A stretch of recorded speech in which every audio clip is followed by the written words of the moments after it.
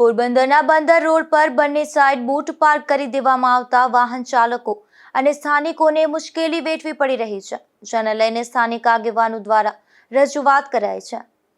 પોરબંદરમાં માછીમારી સિઝન પૂરી થતાની સાથે જ મોટા ભાગની બોટો બંદર પર આવી ગઈ છે, ત્યારે પોરબંદરના બંદર પર રહેલ બોટો કાંઠે ચડાવી અને બંદર રોડ પર બંને સાઈડ પાર્ક કરી દેવામાં આવી છે, જેને લઈને અહીં આવેલ શૌચાલય પણ સાફ થતા નથી,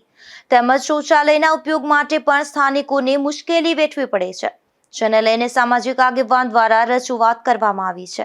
પોરબંદર શહેરના મહત્વનો રસ્તો બંદર રોડ ઉપર